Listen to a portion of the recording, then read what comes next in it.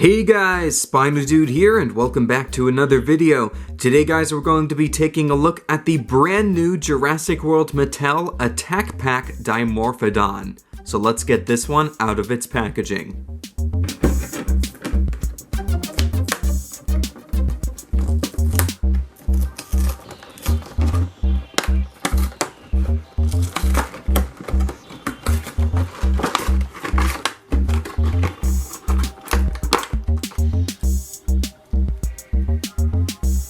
Alrighty guys, so here is the brand new Attack Pack Dimorphodon out of its packaging. This one was very easy to unbox, and why don't we take a quick look at the packaging itself before we jump in and take a look at the Dimorphodon. Alrighty guys, so here is the packaging for the Attack Pack Dimorphodon, and basically the same packaging for all of the Attack Pack figures, except for the change of the creature's name on the bottom of the box here. And I have to say that this packaging really appeals to me, maybe even more than the other packaging. Actually, I think it does appeal to me over the other packaging that Mattel has done for their other figures, the ones that come to mind at least.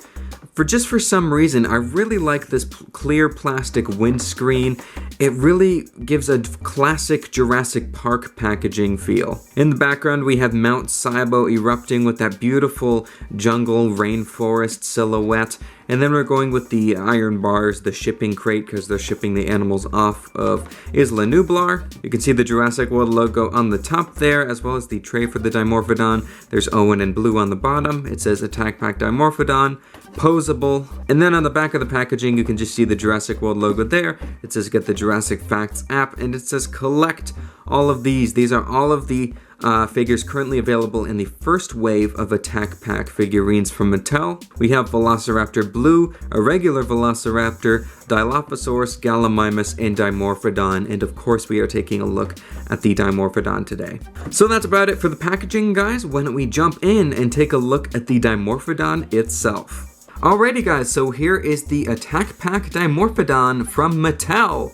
And out of all of the Attack Pack range, for the first wave at least, the Dimorphodon is the one that appealed to me the most. If you didn't know, Dimorphodon is my favorite Pterosaur, so it was exciting to see it briefly in a few scenes in Jurassic World, and I'm happy to see that Mattel actually decided to make a good toy of Dimorphodon, because if you guys remember Hasbro's Dimorphodon, we don't have to go there right now. But this was only $7.80. I got this at my local Walmart. That is a phenomenal deal for what you get, and I can't wait to show you guys everything this figure has to offer. The Attack Pack range of figures are basically the smallest dinosaurs in the entire Jurassic Park franchise, Jurassic World franchise, etc. And they just have very basic articulation and such. And as the name Attack Pack suggests, you basically can buy duplicates of the same ones and build up your packs and herds of the same species for playing scenarios and for displays and such. So there are really no play features with this Dimorphodon besides articulation, but my favorite thing on this entire figure is the articulation. The awesome poses you can get and just the overall articulation and the feeling of the movement in the figure is just fantastic. So just looking at the sculpt overall, it is very nicely done. You can see on the back they've actually sculpted out pycno fibers, which is a great addition, and those continue on to the base of the wings right here, as you can see. We have a little bit of dark gray paint on the back as opposed to just the regular lighter gray that the entire figure is molded in here. And you can see on the underside of the wings we have this really nice dark red color, which I think is a great addition. It really makes the Dimorphodon stand out as opposed to if it was all gray. The head is the very square and theropod looking face for the Jurassic World Dimorphodon, which I'm actually a fan of. I think it fits the Jurassic Park and Jurassic World universe very well, and I think Mattel did a great job of replicating that in this figure. Zooming in, you can see the eye is done in an orange color with a black pupil, with of course the black ring around it in the fenestre there. And then we have this very dark, almost purplish red marking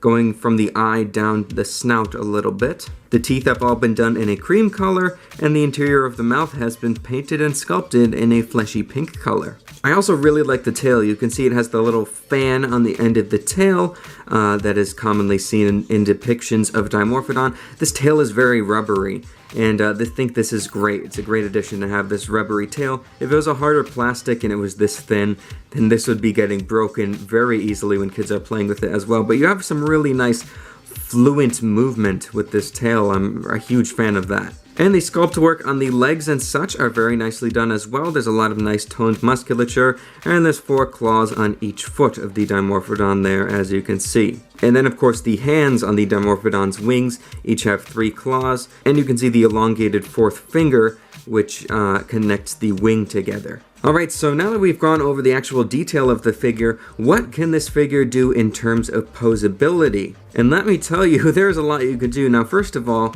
you can move the tail around here, and as you probably saw earlier, I moved the wings out of the way. You can move the wings up and down like so, and you can get a really nice flapping motion out of that. You can pose it in various ways. Whoops, I almost dropped him there. See, that looks pretty cool like that, and you can pose him leaning on his tail if you want. One thing I wasn't expecting personally is that the legs are actually posable, so you can move those up and down, and because this is such a thin space, they couldn't fit a unique articulation point for each of the limbs down here, so there's just one single bar going through connecting the legs, which I think is better than having no articulation at all down here. And the legs are a huge part which is going to come into posing this figure, and after we go over all the articulation points, I'll show you some really cool poses you can get out of this. But yeah, you can flap the wings like I showed before, and you can twist the wings as well. So you can get some like territorial, almost territorial looks out of the Dimorphodon, like it's flashing its wings. You can move them up this way if you want as well. I think that's great. They could have easily just put a joint that makes it so you could only flap the wings, but there's so much articulation and so much possibility with just the wings there alone. The head can also be moved up and down slightly, which I wasn't expecting either. Mattel just continues to surprise me all the time. It's fantastic. And then of course the jaw is articulated and can open and close. And once again, just like Velociraptor Blue, the battle damage variant that we just reviewed recently on the channel, the jaw feels very stable and very smooth. Now this right here is a very neutral pose for the Dimorphodon, and I think that looks really good, like it's sitting on the ground or something, but you can also get some really awesome flight poses out of this figure. One that I like to do is bring the legs all the way back like so, and you can see by even just bringing the legs back, it already looks like it's in flight. But what I like to do is I like to bring the wings down with the legs back, bring the head down a little bit, and then open the jaw. Look at that. Doesn't that look awesome? That looks so cool. I love that. You can also twist the wings so you can make it look like it's almost hovering in midair like so. I think that looks really cool as well. And you could bring the wings all the way back like that if you want it to look like it's sort of dive bombing something. I think that looks really cool as well. But I mean, for $7, come on. There's just so much possibility with this toy. It's mind-boggling at times, like what Mattel has done with these figures for the prices they're offering them at. I will say my only big nitpick with this figure is the place where they chose to put the scanner code for the Jurassic Facts app. I think that really takes away from this figure's overall look, where there's just the sticker placed on the wing there. I would have liked it better if they maybe squeezed it on the bottom of the body somehow, but then again, that might have looked really weird if it was just on its chest. But that's probably the best they could do, because I can't think of a better space to put it, and the feet are absolutely too small, and we wouldn't want huge oversized feet on this Dimorphodon, so I think they did as best as they could with this.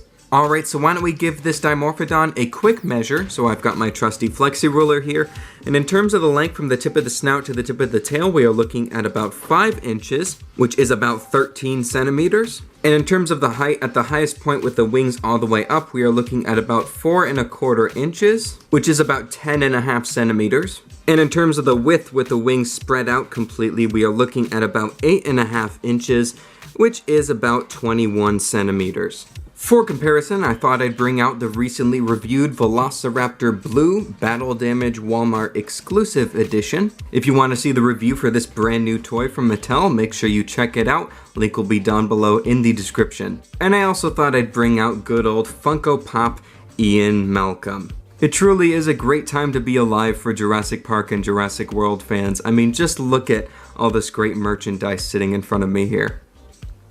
Alrighty guys, it's time for my overall rating on this toy, and I think that this brand new Jurassic World Mattel Pack Attack Dimorphodon deserves 4 stars out of 5, an epic rating. For a $7 figure, there is so much you can do with this little toy. And I just have to sit here and thank Mattel so much for just putting so much thought and dedication and hard work into making these some of the best Jurassic Park and Jurassic World toys that we have ever seen. So I personally think this is the best figure you can get out of the first wave of Pack Attack figurines. You get an absolute ton of articulation and a great looking sculpt for the price. So hats off to you once again at Mattel, you're doing fantastic work.